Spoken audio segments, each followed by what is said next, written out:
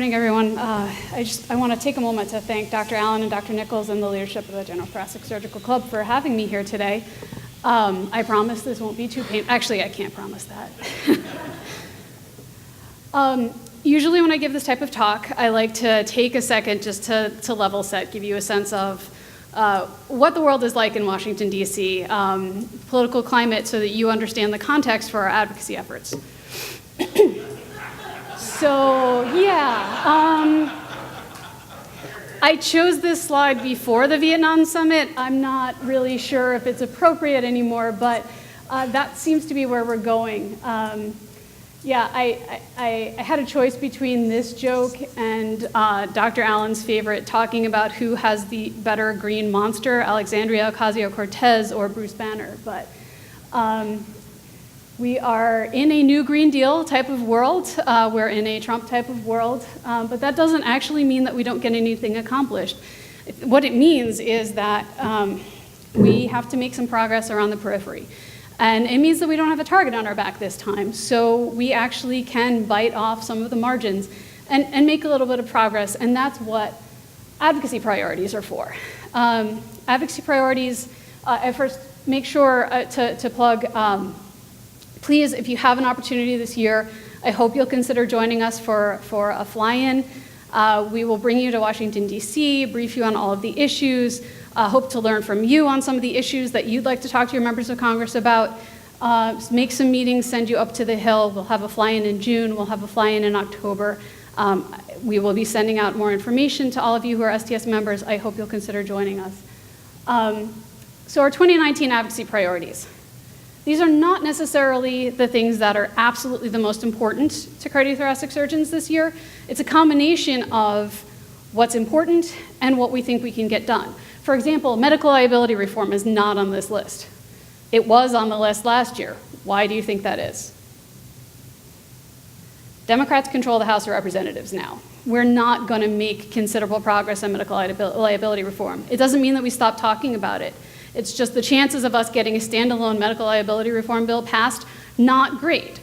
It's still a priority. It's still something that we want to work on, but it's not making our top list of things that we're going to go in on a daily basis and talk to congressional offices about, because we want to elevate things that we think we can really, truly make a difference on.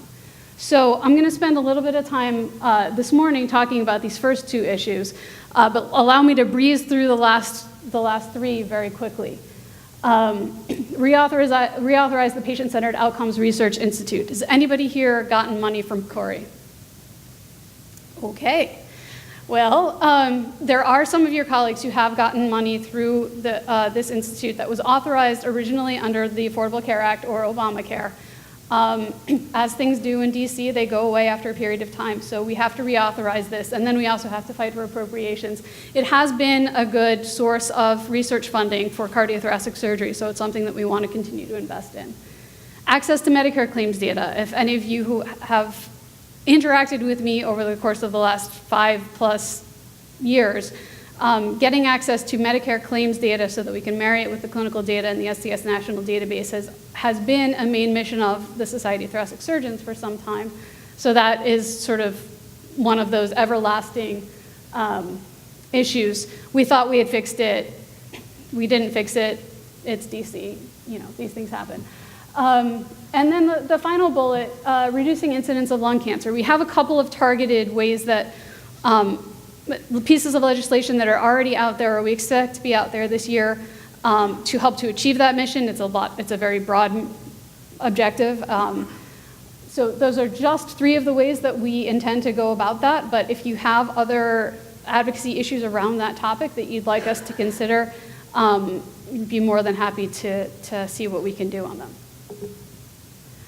But wait, there's more. As I mentioned, this is not an exhaustive list, and in fact, you're going to hear a lot from Dr. Nichols in the next session about some of the work that's going on in the coding and reimbursement world. This is an ever-changing landscape. So if there's something that you didn't see on that list that you think that should be a priority, please come talk to me. It might be something that we're already working on. So the first of those bullet points, ensuring adequate Medicare payments. I'm going to spend a little bit of time talking to you about MIPS and even shorter amount of time talking to you about APMs. The goal here is really to just give you some strategies for surviving MIPS. This is not going to be the exhaustive MIPS talk. If you are interested in learning more about Medicare physician payment through the Medicare improvement of whatever MIPS is, you can, STS annual meeting online, there's the Health Policy Forum, Bob Jacek's presentation will give you a lot more, more of an overview of the program, and some of these strategies that I'm about to explain will be fleshed out even more. If you get nothing else from this, I hope that you will write down this website. This is the website that's going to tell you how it is that you are or are not going to get paid under MIPS in the coming year. In fact, you're already, this year, you're getting paid for what you did in 2017. So it's important that you look this up for a variety of reasons. Find out what MIPS requirements you're excluded from. Find out if you're in an APM. I know that sounds ridiculous, but a lot of you may have been pulled into an accountable care organization and you don't even know it. Or the hospital where you work is participating in some other bundled payment plan and they've listed you on there. Check to see if you're included in that. Is your hospital already reporting for you? Are you exempt from EHR requirements? All of these things you will find on that website. So MIPS, are we generally familiar with the concept of MIPS? This is the new SGR, this is the new way that physicians are getting paid under the Medicare program. If you're not in an alternative payment model, this is the new fee-for-service. You're evaluated in 4 categories. You have quality, cost, promoting interoperability, which is the old meaningful use EHR, and improvement activities. Improvement activities are supposed to be some gimmies. It's the list of check the box things. There's an attestation process. We'll get to that in a little bit. But you add all of these up, you plug them into the CMS black box, and you get your MIPS payment update. So as I mentioned, your 2017 performance is impacting your 2019 payment right now. So there are 2 points of this slide. One is to make sure that you realize that CMS hasn't figured out how to do this in a shorter amount of time than 2 years. So even if you do a really great job and discover that your MIPS score is not what you want it to be, and you make efforts to change that, you're not going to see the benefit of that for another 2 years. Obviously, that's not an ideal situation. We're working on it. The other thing that I wanted to point out to you is that CMS and Congress, when they wrote this law, actually had an expectation that CMS and we would get better at this. So they've increased the amount of bonus or the amount of penalty that you can expect to receive based on your MIPS score. So your performance this year is going to affect your payment in 2021, where you could receive up to a 7% bonus or a 7% penalty based on your performance. So how does this all work? Quality category. Again, this is not an exhaustive description of how to participate in the MIPS program. This is a couple of strategies that might help you to be a little bit more successful under MIPS. So you're required to report at least 6 measures. One of those measures has to be an outcome measure or a high priority measure. CMS has provided a list of what those things are. Report what you can. If you don't have 6, report 5. Don't just report none. You will get partial credit. If you report on more than 6 that are scoreable, CMS will take the top 6. So it's in your best interest to report on as many as possible, and CMS will take the top 6. STS plays a role in helping CMS to evaluate what quality measures CMS considers. We advocate for quality measures continuing to stay on the list when CMS wants to top them out or remove them. A lot of this is done through the database, although we don't have database-based reporting for general thoracic. That is something we do now have general thoracic reporting for QCDR. I know that the whole database is a QCDR. I didn't realize that general thoracic had pass-through measures. for lobectomy. Great, okay, so I stand corrected. On the cost side of things, again, these are just survival strategies. CMS runs these measures based off administrative data. There's no reporting requirement, but you should make sure to check the QPP portal. This is that same website that I just gave you, to see what feedback CMS is giving you on your cost-based reporting. Starting in January of last year, you were able to start to add voluntarily patient relationship categories. This is how CMS is trying to, okay, patient comes in, there are a lot of costs associated with that patient. How do we distribute the costs in a way that makes sense? Who is responsible for, the preponderance of the cost, who has sort of peripheral touches? This is CMS's way of starting to digest that information. Right now it's voluntary, but very soon, in fact, we've had members providing expert feedback to CMS on episode-based cost measures. So you can expect to see those very soon, and those patient relationship categories are already baked in. So this is moving very fast. Promoting interoperability. Again, this is that EHR thing that I mentioned. Once again, here's my favorite website. The point here, and you'll recall from the first slide, whether you're exempt from EHR reporting. If you go to this website and you look and you see that you're listed as hospital-based, that doesn't mean hospital-employed. That means that CMS has evaluated your charges and determined that a majority, whatever the threshold is that CMS uses, are within the hospital. The hospital is already required to maintain an EHR, so you're considered hospital-based and therefore exempt from the EHR reporting requirements. And the last one, these improvement activities that I mentioned, these are attestation-based reporting.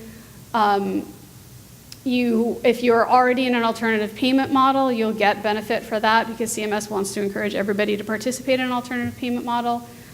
Your whole practice can get credit if one person is reporting. So if one person is doing some of these improvement activities, make sure that everybody is aware, make sure that you're including that in your reporting. You can also get credit for reporting to the STS National Database under the improvement activities. Okay, this is perhaps the most complicated slide that we'll look at, which maybe isn't saying a whole lot.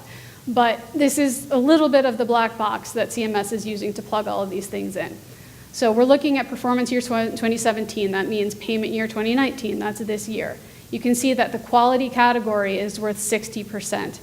The cost category is worth 0. That's because CMS had never evaluated providers based on cost when MACRA, the bill that created the MIP structure, was passed. So they gave CMS a little bit of time to get their act together. CMS took a little bit too much time, and so we'll see what the impact of that is. But Congress had the expectation that CMS would eventually learn how to do that. So all of a sudden, by performance year 2019, which is, by the way, where we are right now, you see the cost category going up to 30%. We still don't have a whole lot of information on how CMS is going to be using that cost category, but now all of a sudden it's worth 30% of your payment. That seemed very problematic to us. And so we went back into Congress and said, hey, wait, CMS is not giving us a whole lot of information. There's a lot of physician ramp up that needs to happen in order for people to be prepared to implement this. So we went back in, and in the Balanced Budget Act of 2018, we actually got Congress to move those thresholds just a little bit.